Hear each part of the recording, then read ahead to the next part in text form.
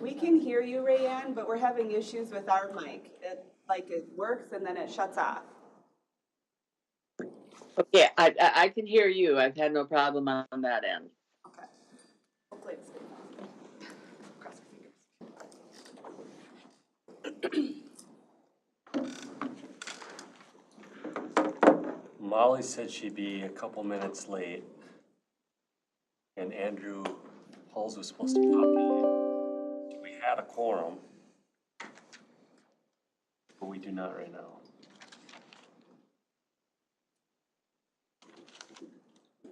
And Todd said he'd be here too.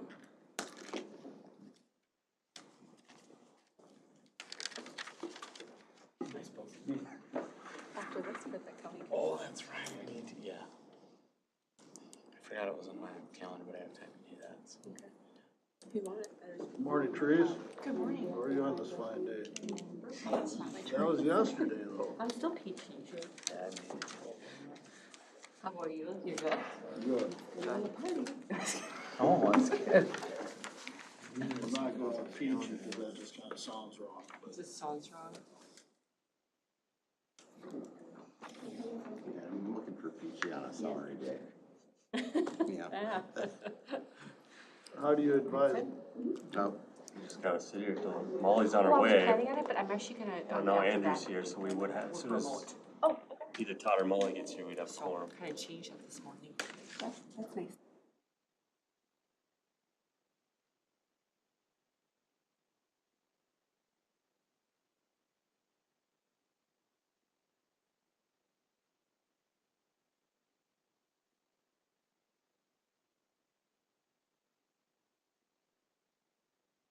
Or the one or the other? Yep.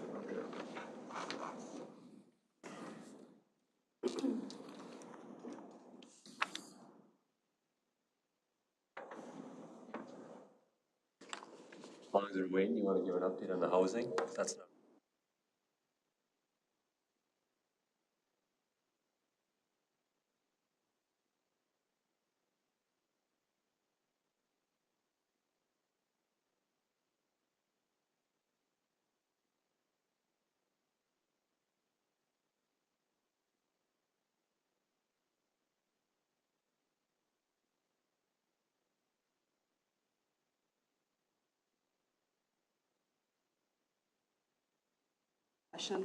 That they're in, we got a pretty good mix.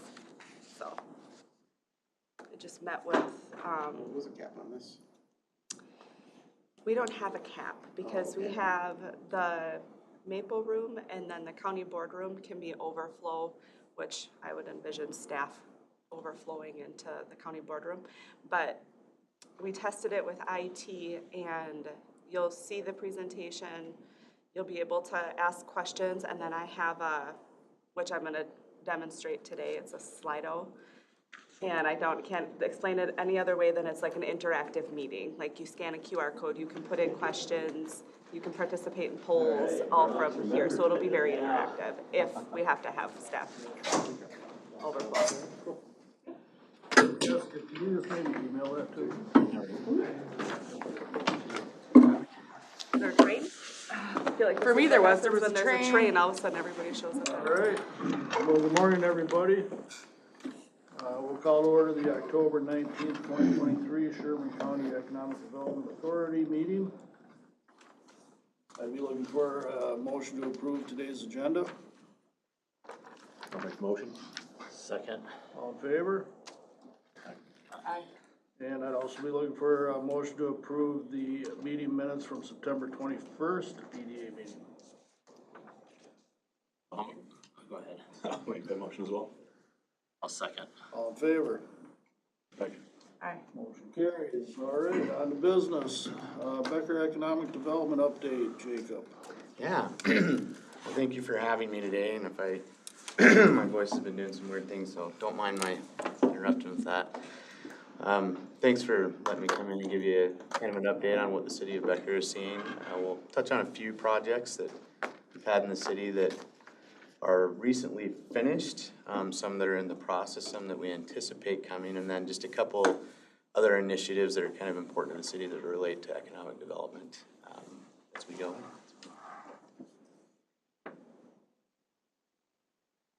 So the first one that was finished, as some of you know, I don't know if anybody have been to this facility, but it's actually a dueling brews. It was built by, her name's Jessica Treptow. She actually did a lot of COVID testing during the time, and then they kind of rolled over into doing this business. It's a coffee shop with some other alcohol sales in there mixed in, and then she has a boutique, is what she calls it, next to it. So it's like a little boutique thing, similar to what you see in Elk River. And there's a couple other suites within that building. One will be a UPS store, so that will be coming hopefully in the next few months, which will be an awesome addition to the community. UPS is a little bit harder to go through the process because they have a very rigid process to get through, but so that's one building that's finished, and hopefully we'll have full build out in the next year or so. This one, Becker Screen Print and Embroidery. So this one's by Dean Wall, and they have about 17 or 18 local employees. They all live within Becker, and they were looking to expand because their business, especially through COVID, was bursting with a lot of embroidery and screen print items. And again, really good business. We were able to we had to go through some code changes, not just for his, but the properties in general along this section. They're really narrow, really old. Setbacks and impervious don't always meet what they need to. So we were able to kind of work with that for the whole area, which ended up helping him as well. Just one of those side benefits. But he added a few thousand square foot addition on the front of the building, redid his parking to add some more equipment, have some space. Charlie's Sports Bar and Grill, so this took them a long time. So we had to go through a lot of these old properties that were done in the 1900s. We had to go through the title process to get these through Torrens. It took years and courts, and it was a long process to get through to sell this very end piece. You'll see on the one image, the aerial, you don't see it built, there's that sidewalk there, kind of northeast of Charlie's, and that lot, you can see in the picture, they built a patio out. They have some doors that open to the outside, a bar that's in there too. They expanded that out. There's some TVs on the side. They also have a CUP for that to allow for some outdoor entertainment as well. So it's been a good space, been really beneficial to the community, and they've seen positive results. Also a small addition to the building to give them a little more dining space. Dairy Queen, so this, as you know, in many small communities, or any community in general, Dairy Queen's always a big thing. There was one years ago in Becker, it went away. This was exciting because this was one property that hadn't been developed for years. Again, it had been sat for a long time. So this is adjacent to the Dueling Brews property. And they will open November 15th is what they're anticipating. So they have enough staff to do that. I think they're still looking for more, like many people are, but it'll be, again, it's a good project. Landscaping's almost all the way in. Got a couple things to finish up. The Becker School District, and I mentioned this one because the schools, as in many of the communities, but in Becker specifically, is a really key integral part of our community, and very, there's a lot of pride in that. The school actually did a $35 million bonding referendum that was approved to do several additions on the middle school and the high school. Also, they will be adding a early childhood education facility on the primary school, along with some additions on that to help facilitate some of the growth that they've seen and get some early childhood in there. So it's a good project. The campus is fairly big right in the middle of the city, so for us, a lot of things center around the edges of that. Avalon Estates, and some of you may have heard this. This has been a project that the city owned 10 acres here north of our community center. We did an RFP several years ago for this, didn't get a lot of bites on it. Then we did have one bite that kind of met what the council was looking for as far as higher end or above market rate on the golf course. Some twin homes are mixed in there that are, again, higher end. Materials are what you typically would see on a golf course, the siding, the roofing materials, the glass. And so there will be 22 patio homes. 8 of those units, so 4 are either currently under construction, several have closed within the last week, and then 2 apartment buildings, each 55 to 57 units apiece. And that's a big deal for Becker because that'll be our first apartment building in, I don't know, probably 2 decades. So since the 90s. And we desperately need, like many people, multifamily housing and rental units. The apartments itself, the first unit will start on the north side, so if you see in that image, the one closer to the top, it will start, they'll start doing footings here pretty soon in the next, what they've told us, the next few weeks. So a lot of the materials have already been ordered for the walls and the spancrete and everything like that. So it's a really good project for the city. Again, it's, our community center too, to the south, has put a lot of effort into upgrading their playgrounds. There's a splash pad in there now. There's pickleball courts. There's a basketball court. This is all outside. They're doing a pavilion with also some stands that'll be in the backside, some bathrooms, and then new playground equipment as well. Then there will be a road that goes back through that. Country Lumber, this is a interesting one. Country Lumber has been there for a long time. We've had discussions with them for a while. They kind of realized that they're not in the best place for the city, and also for their sake as well. So that was kind of a refreshing conversation. They said, we realize we're not in the best place for the city, and we realize there's other places that we could be that are better for us as well. You don't often find that. So they actually purchased 10 acres from the city in the industrial park. That 10 acres, you can see in the image below, those grayed out boxes are kind of what they anticipate in the future. The 4 darker gray ones that you see, those will be kind of the initial build out phase as they move forward. We have a massive stormwater retention basin there that sandy soils, the water disappears, so we were able to let them use some of that, which helped out with a lot of their build out as well. But yeah, they've started construction, they're moving dirt out there, and yeah, I think they'll probably finish the first couple buildings next year sometime and then do a couple of the other ones. So what that does is it opens up that roughly 5.6 acres for redevelopment. Their focus right now is on, again, getting some of this other stuff off the ground. We're working with them, and so they have some people that are working with them on what they could see on that frontage and how it could be redeveloped. It's a really good opportunity for the city to adjust some things. Would some of those buildings be demolished then? It depends on who comes in, but yeah, I think they would need to be just to reorient. There's probably some replatting that has to be done. Part of their thing is the office building that they have is probably worth more than most of the other buildings just because of the layout. So I think they're exploring what options there are, who's interested, what are the developer parties, does it need to be parceled out to do suite-like things, or is it gonna be mixed use? We're exploring a lot of options with them. That'll probably come more after, again, they get started on their, or at least get further down the road on their side.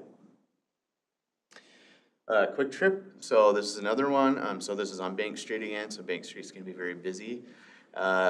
Quick Trip will be going in, if you've been to the McDonald's in Becker and the Speedway across, it's across the street from the Centric Care Clinic to the northwest. And this was done under a CUP actually a few years ago. There were some covenants on these properties that were a big deal. McDonald's wouldn't allow it. It was basically no hot sandwiches could be sold with anywhere in this development, and that's a big deal for Quick Trip. So they had to wait till those covenants fell off to actually come through with it. Now that they've fallen off, they'll start construction in February and then finish, at least that's their anticipated, and finish by August 1st.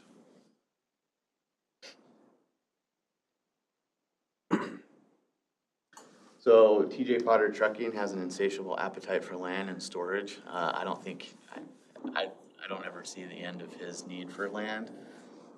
This one is a little bit older aerial, but you'll see on that north side where you can kind of see next to that lighter building, they built more warehouse on that. They leased these spaces out to, this space is leased by Cummins, I think, for a lot of, and they filled it out within pretty much immediately before they even opened the doors. So they get a lot of people to lease space to store their materials. When they need them, they'll move them out, ship them.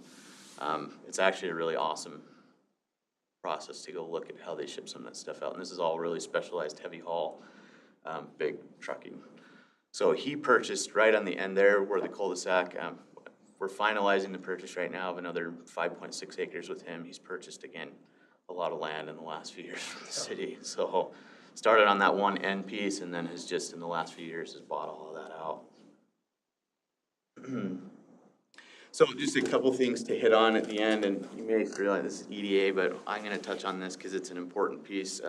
We are We began the process of overhauling our zoning and subdivision code to move to a UDO, and the intent behind this is ours has been in place since '95, and it's quite a mess.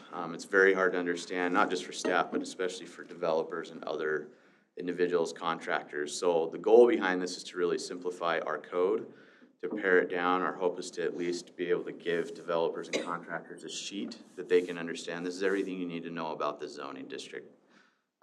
So we're working on that. It's a 2-year process, so we've only been in it a few months. It's anticipated to kind of wrap up 2024 in the fall/winter. We have MSA and Mike Lamb taking us through that. Mike Lamb has been involved in several code rewrites. Brainerd is one of them, prepared theirs way down, and several others. So it's an exciting thing that will hopefully help be a little more development friendly for the city and incentivize people to do some more stuff, while also helping staff not be in the way as much, but just be where they need to be and eliminate confusion. So we have a lot of discrepancies in our code.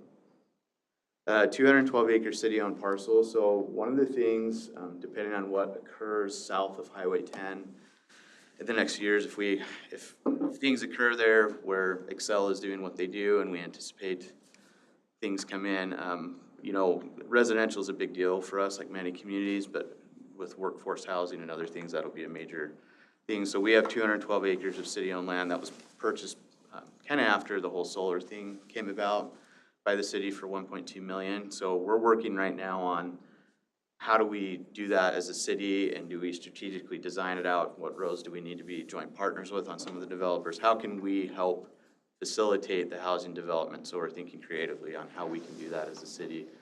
And it'll likely be one where we do a lot of the design and legwork, the platting, everything, put it in, and then sell portions of that to builders as they move forward. So the nice thing is, in that case, we have a little bit more control over how to do that, being city-owned. And then one last, just brief one, Von Hansen's Pretzels. So they have been an awesome business within the city. They actually purchased a facility next to them, the fireplace facility. They will be trying to connect those and expand their business. They'll have to do some plating and some other things, but it's on the horizon. They don't have any set applications right now, but we've been talking to the architect and others about that. So it's a good project. It is on our commercial corridor, so they will have be required to have some retail space since it's a little more manufacturing heavy. But I'm sure you've seen the pretzels everywhere. It's become a really awesome business. And I think he was projected, this was last year, but he was projecting, I think, 30 million in sales the next year or two, which is a big, from where they started just a few years ago. That's what we were hearing, so. Are they national, or do they just sell? Local right now, but they do a lot. I mean, they're everywhere. I was down in Jordan at the candy store. They're there. I mean, they're all over the place. They're in restaurant. I don't know if they're national or not, so I'll ask them and see. But I wouldn't be surprised if they do way more than they've blown up. Then a lot of breweries. Yeah, every brewery. Yeah. Not that I would doubt. You're who I heard it from. That's what I've heard. So we have a lot more, you know, on the industrial side, there's a lot of things occurring. I didn't put this in here. We worked on a master plan with Excel Energy for the industrial park. That was completed this last year. We did an AUAR as well, an alternative urban area-wide review for the industrial park, a joint effort with Excel to try and help move developments quicker on that side of the road through the environmental process and help some of them not have to do EAWs or EISs, which are some of the places that hold them up for 12 months. So yeah, a lot of good stuff. Fantastic. Well, thanks, Jacob. That's a lot of good stuff going on in Becker. Yeah, thanks for having me. All right, number 5, Central Minnesota Community Foundation update. Wherever you want. I was joking about the clicker. I really am not good with a clicker. Anybody wants to use a clicker? We'll see how this goes. So, permission to screw up with the clicker. I'm Greta Stark-Crocker. I'm the Executive Director at the Central Minnesota Community Foundation. Thank you for letting me share about what we do in Central Minnesota. We primarily serve Benton, Sherburne, and Stearns County. I'm messing up the clicker. Okay. Our mission is to engage people, connect resources, and build community. All of these are at the core of a healthy, vibrant community for all. And some people say, what is a community foundation? Well, it's a philanthropy hub. We connect people and organizations to make a difference in our communities.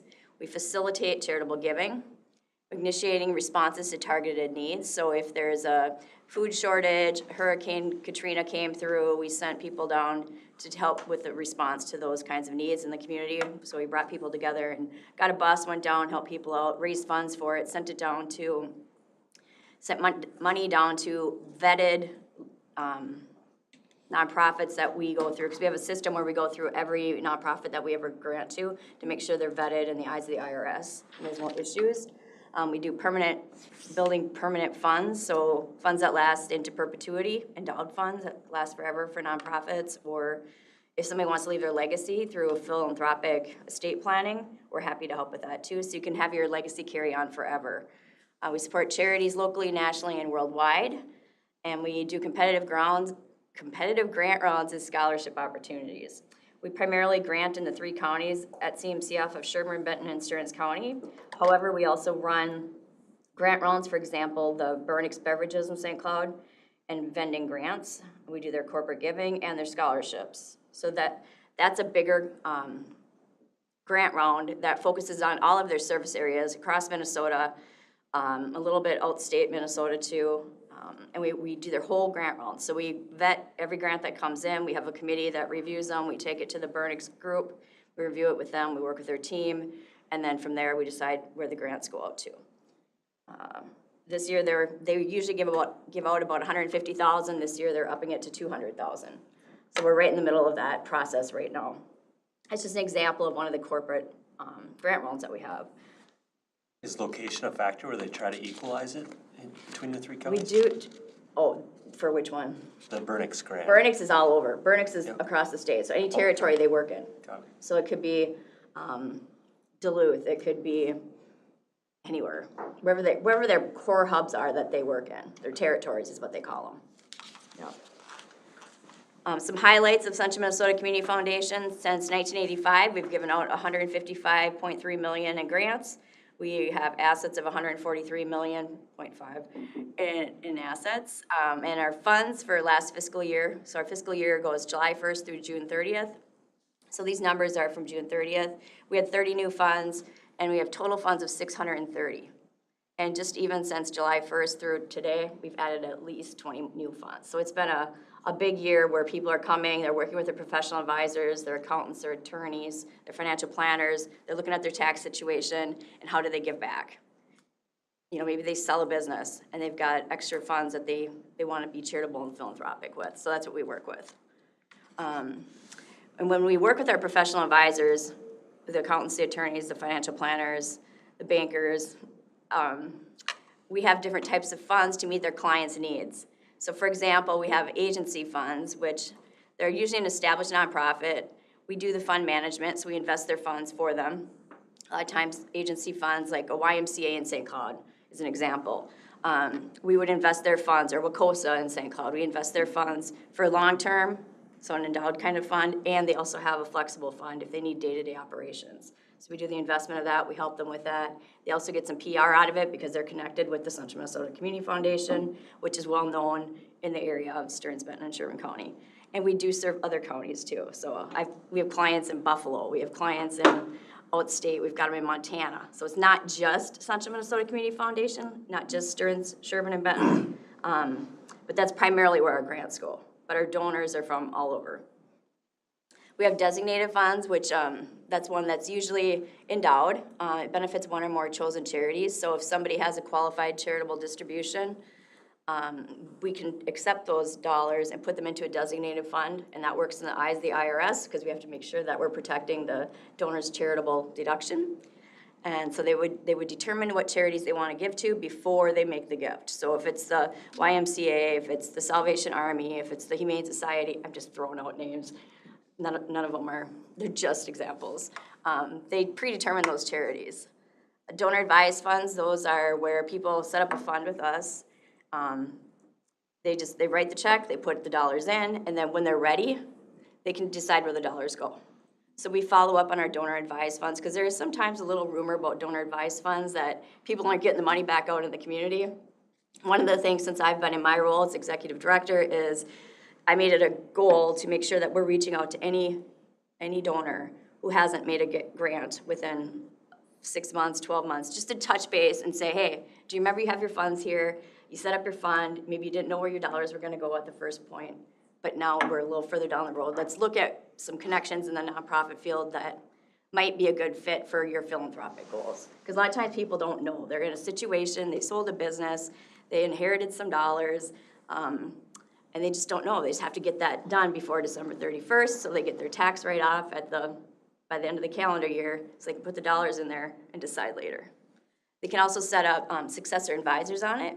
So if they have family members, when they're no longer living, that they want to advise on the fund, it's another way that they can carry on their legacy. We have field of interest funds, which are usually specified for a broad purpose. Some examples are our women's fund, which supports women and girls and women in transition. We do a big annual event for that one. That is our Dancing with Our Stars event. We have 6 local dancers, and they really work hard. And then we have 6 celebrities that dance pros that dance together to raise money for those 6 charities. So all that money goes back into the community. Another example of field of interest would be our Friends of the Gardens, which is in partnership with the City of St. Cloud, which benefits the Clemens and Munsinger Gardens to help keep them vibrant in our community for people to come and see, visitors, people that live around there. That's a big hit. I'm trying to go high level because there's so much that we do. So some of this is going to be like, okay, this is a lot of stuff. So if you have questions later, I'm always available. You can call me, text me, whatever you need. I'll explain it more. Scholarships, we can set those up. They can go for 2-year, 4-year vocational trainings, and then we can actually run the whole process. So we can accept all the scholarship applications online. We get a committee together, we score them, and then award the scholarships. Or we can work, like I said, with like we do with Burnix, and do a corporate kind of fund where we manage everything for them. Unrestricted, those are the most fun dollars to get because they're literally unrestricted. So a donor comes to us and says, hey, I'm just gonna leave this money in my estate plan. I don't have any kids, just an example. I trust you and the community foundation to give it back in the community to the greatest need at the time, because those needs change over time. And we don't know what the needs are gonna be in 10, 20 years.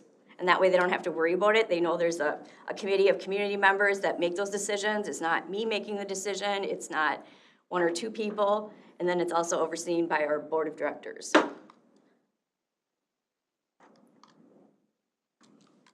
There we go. We also do community engagement with the Friends of the Gardens, which I was just talking about, with the Clemens Munsinger Gardens, the Women's Fund, which I just talked about too. And then we also have been doing, these are just examples, a dialogue to action group, which is really about building social capital, bridging and bonding in our community. And out of those action groups, recently we've had a health and wellness fair, 2 housing expos, and we're working on a cultural festival for next spring.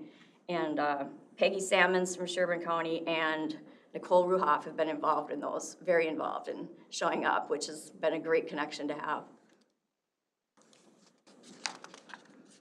Donors in the Community Foundation, so we serve as the vital link between the community and those who want to help it.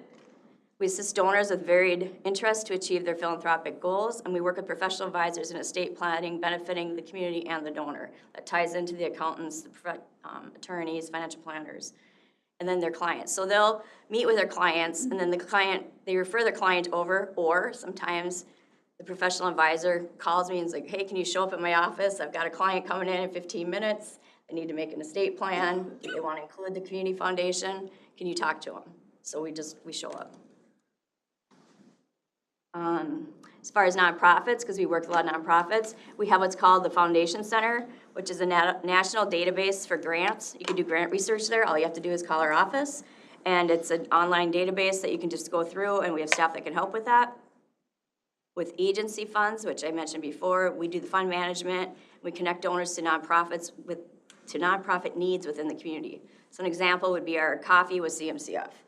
So we're featuring 3 local nonprofits, and we're inviting our donors and our other nonprofits to come and connect over coffee with our team to just talk about what's going on in their nonprofit and see if there's ways that we can partner and not reinvent the wheel. So we're not duplicating services. It's also an opportunity for donors to learn about what's going on. Other partnership opportunities, we do the Community Challenge, which you may have heard of, which is the challenge for the food shelves for Salvation Army, Catholic Charities, and the St. Joe Food Shelf. I think last year it raised, don't quote me, I think it was $433,000. It's matched dollar for dollar. That goes back into the community, and we all know food is a need in our communities all over. We have 11 competitive grant rounds. Those are all on our website. And then the last slide, I think this is the last slide pretty much, is about community giving. So it's kind of complex. Central Minnesota Community Foundation has been around since 1985. We are a part of community giving, and community giving has affiliates in all the areas you see on the state of Minnesota there.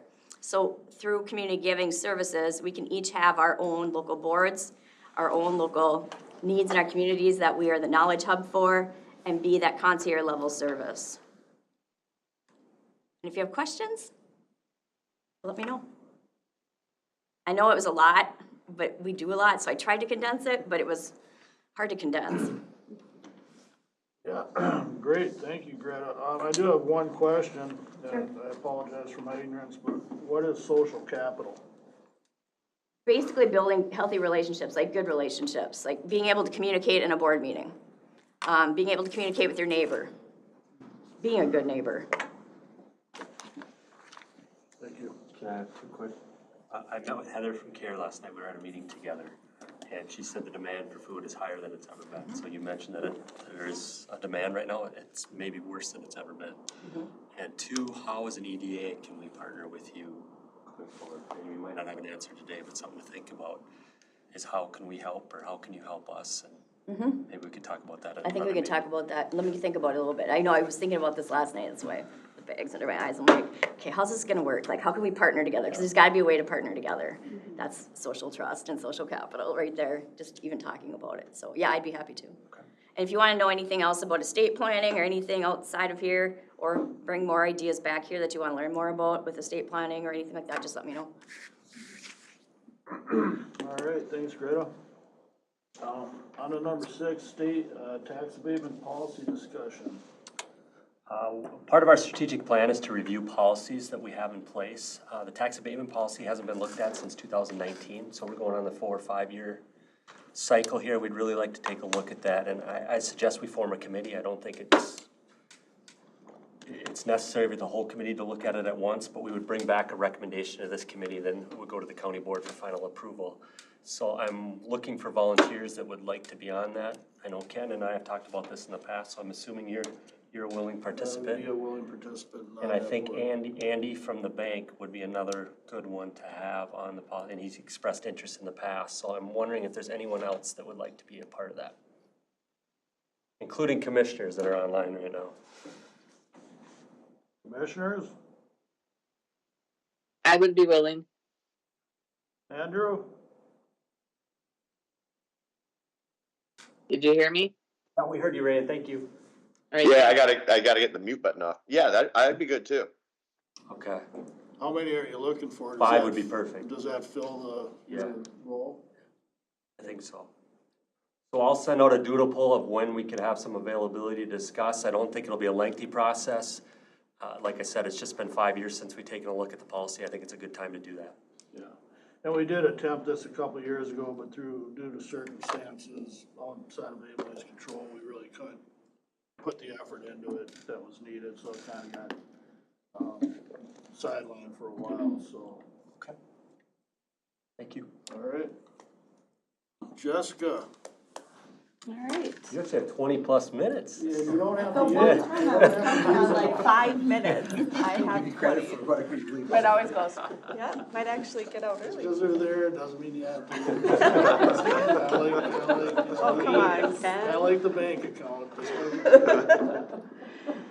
Okay, so I just wanted to provide a EDA activity update, some things that we've been working on. We did put together a Sherburne County land tour, and that will be happening on Monday, October 30th. And so we've coordinated that with our city partners. And I do have a land tour itinerary that I can kind of pass around here, if you don't already have one. But what this the land tour will look like is, the participants will meet here at the government center. And this is really an opportunity for the county and the city to showcase their industrial building and property that they have available to the greater MSP. And then the goal with that is we're gonna show them the marketing material that we have, the site and infrastructure features that are to the site. And then they're gonna provide feedback on how to make the land that we have, or cities have, more marketable on a state and national level. So we're gonna leave Sherburne County and we're gonna go tour Elk River sites. And so the cities that we'll be hitting are gonna be Elk River, we're gonna head up 169, highlight the gravel pits, and then stop at Princeton. And then we'll be heading down 95 towards St. Cloud, have lunch probably at the Palmer House. There are a couple industrial sites there that we can highlight. And then go to the Airport Business Park in St. Cloud, have Kathy elaborate on those sites, Kathy Mihalik, and then come down to Big Lake. So the greater MSP did advise that they are very familiar with the Becker sites. They get inquiries and a lot of interest on those, so it wasn't necessary to actually stop in Becker. They know what Becker has.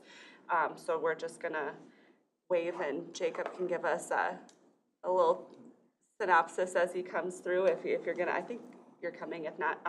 But anyways, through Becker, and then Therese will highlight the Big Lake properties.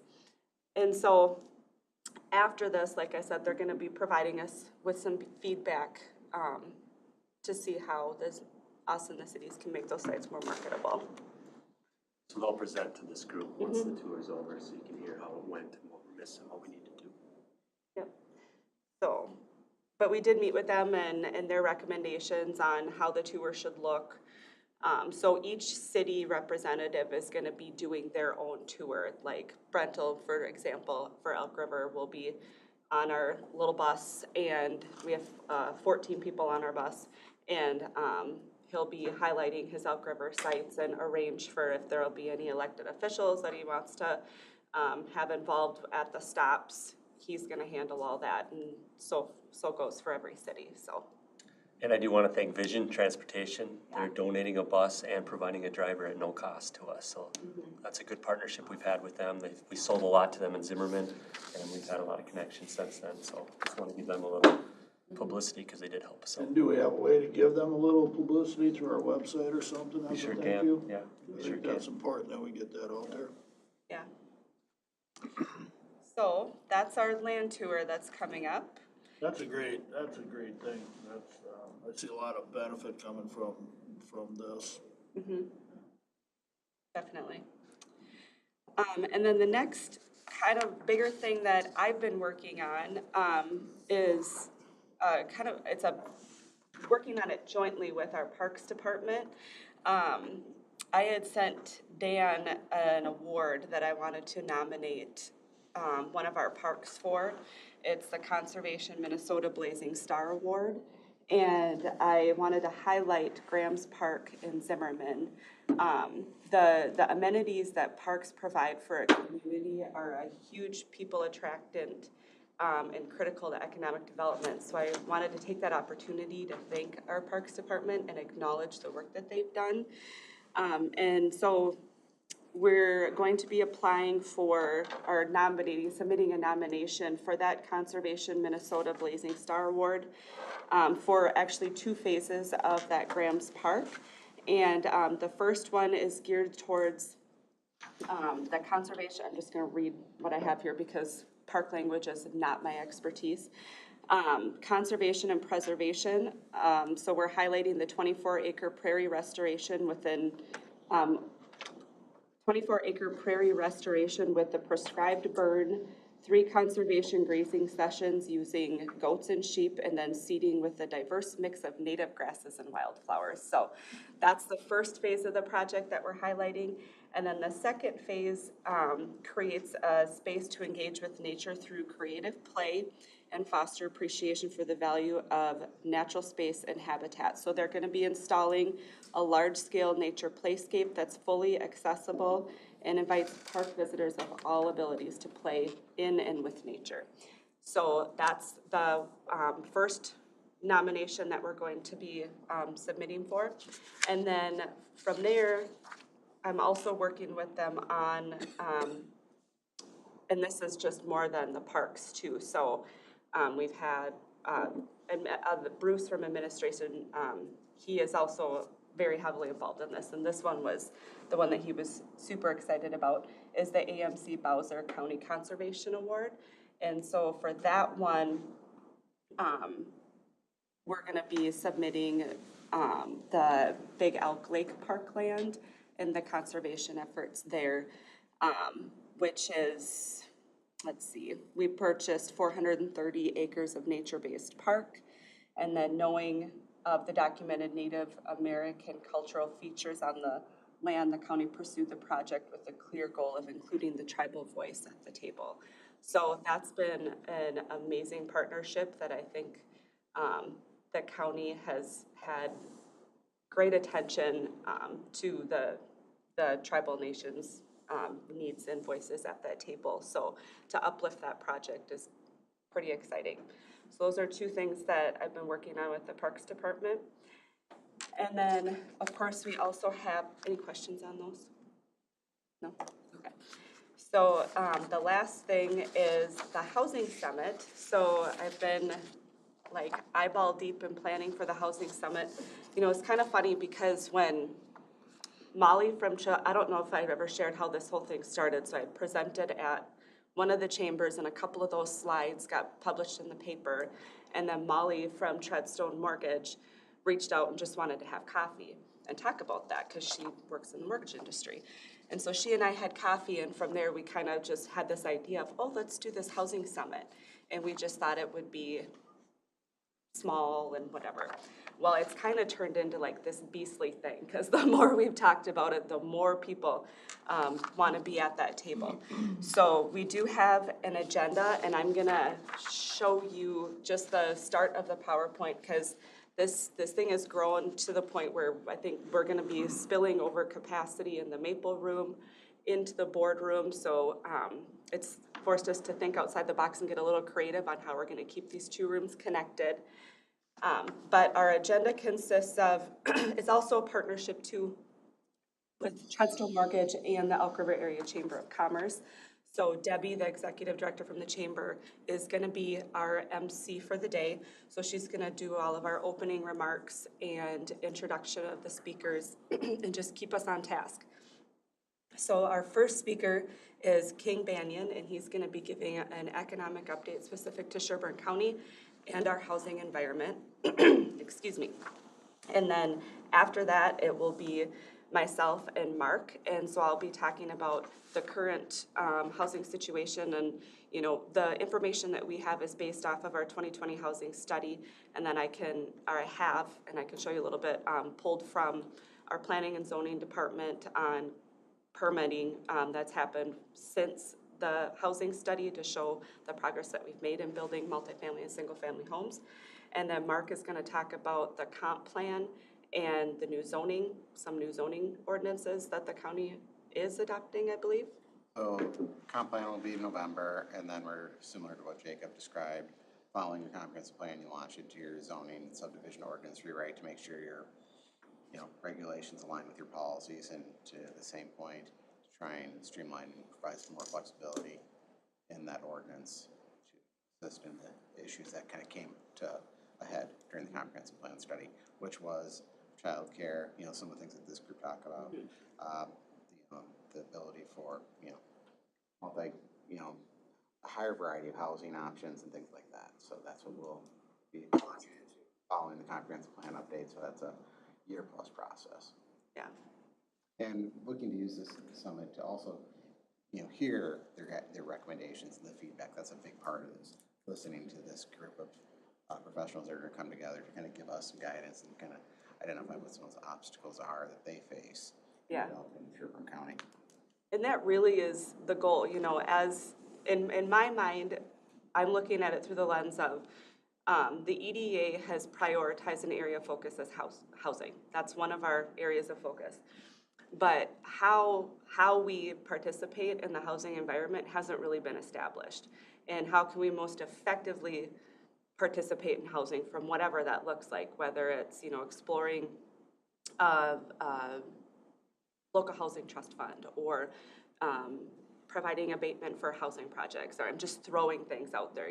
Everything I think is probably on the table for further discussion as we try to figure out the best way to participate and support housing development in Sherburne County. And in my mind, I don't want to assume what is going to be the most effective and assume what is going to be the best for Sherburne County. And so this is an opportunity for us to reach out to the community and the people doing the work, our builders, developers, realtors, and who do work outside of Sherburne County and can give us some insight on what other areas are doing, what would be a good tool, what Sherburne County does well. So hopefully as we figure out how we're going to participate in housing, we can do that in a way that's going to be very effective and well received. So that's my main objective for this whole housing summit. One question, Jessica, and logistically, I know you're gonna jump into this. Past large group meetings like this, there's a lot thrown out. Is there an opportunity to record? Yep. Okay. Yep, it will be recorded. Would it be a good idea maybe to reach out to the school districts too? Maybe get a few people there? But I think the labor force is gonna be definitely a big issue that maybe they can see it a little bit more, the need of it.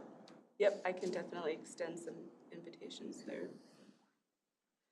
And we realize, on our feedback survey, and I mentioned this thing is just growing and growing and growing. We're not gonna have everybody at the table that needs to be at the table this very first meeting. And this is gonna be one of several housing studies. And so we're hoping to get some good feedback from the group on who did we miss, what subjects do we still need to talk about, what kind of just continue that conversation. So this is really just to open it up and continue the conversation. So whoever else should be at the table, by all means, let me know. And our housing consultant that did our study is planning to be at the November EDA meeting. So the summit will lead into his presenting here, and we can tell him what we're looking for if we want to do another study. That was something that was requested a couple of meetings ago that we take a look at that. Mm-hmm. And I know too, just from talking to Molly, as we kind of take all the information that we're gonna get from this housing summit, and figure out what to do with it, there are plenty of people in the community that work in that industry. If we're, looking at establishing some type of committees to get more feedback specific to certain things, there's a lot of people who are willing to give some of their time to do that, so. What's the date on the summit? It's November 8th. Okay. I'll give you the QR code to register. Yeah, right, how about just send me a fax? Put it on the fax machine, how's that? Just pencil them in. I only question if we'll have enough time to process information between the summit, the information we get, and having that presentation on November. You want to move it to December? Might give staff and us more time to actually process the information that we got, maybe have a conversation, so when they do come in, we can be a little bit better prepared. Okay. Just a suggestion. Let me make sure they're available in December. Yeah, if not, keep them for November, but I think there's gonna be a lot of information to go through, and I don't think it's gonna be done real quickly, to try to get it understandable. Okay. After Mark and I should say too, there is a box lunch. Treadstone did a fantastic job of getting sponsors for the event, so we were able to provide a box lunch and all kinds of fun stuff. Well, now I'm coming. Now you're coming. I should have led with that. We are also gonna have a legislative update from, Housing First Minnesota. So Mark Foster is the Vice President of Legislative and Political Affairs.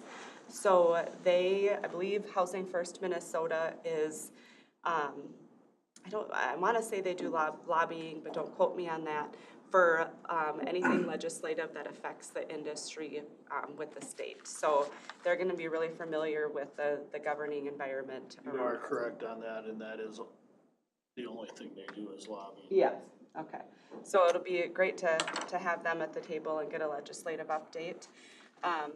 Senator Eric Lucero is going to come and speak about his work as the minority lead on the Senate Housing Committee. He is also a real estate broker and a building contractor, so he will be talking about that. And then we're going to be having a panel discussion that Molly Nadeau from Treadstone Mortgage is going to be moderating. We spent some time yesterday ironing out questions for our panel. So we have Linda Schultz, who is a realtor. Corey Wemple is the Director of Real Estate Lending with the Bank of Elk River. Chad Christian, who's the Vice President of Christian Builders and Remodelers. Chris Thompson, who's a realtor.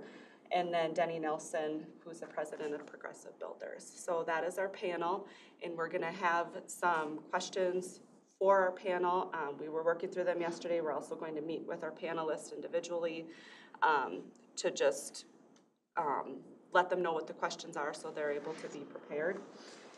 And hopefully we'll get some good conversation amongst them and then with the group as well.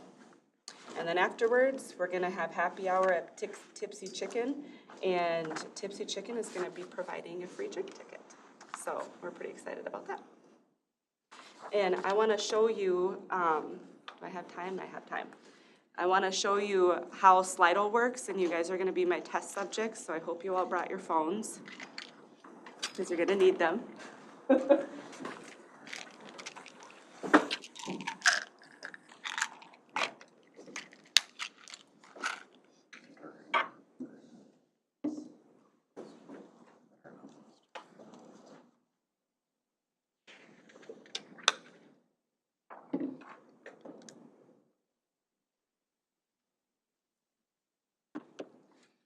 So I'm not gonna give the presentation, I just wanna test the Slido feature and you guys know what I'm talking about.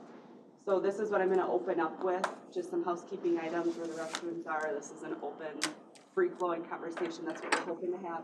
And then that we're gonna integrate Slido to help facilitate and create connectivity, particularly if we're in two rooms. So if everyone wants to scan that barcode,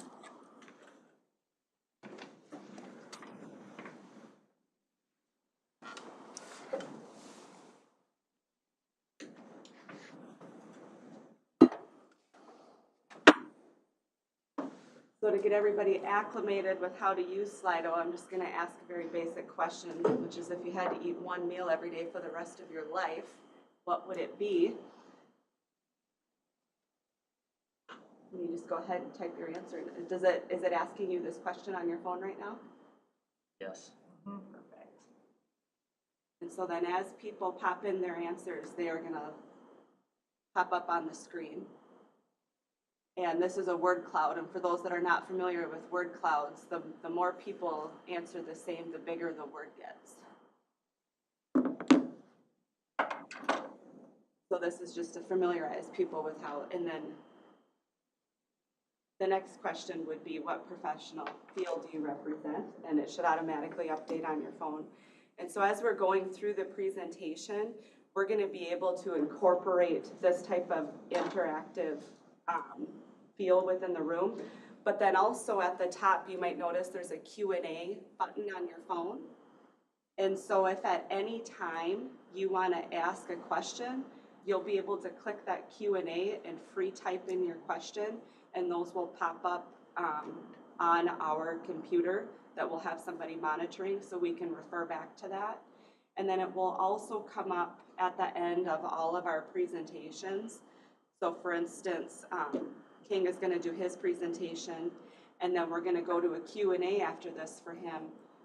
So that should pop up on your phone. So for folks who are maybe not super excited about raising their hand and asking a question in front of the group, you can submit questions that way, or just as they come to you during a presentation, and then we'll address them afterwards.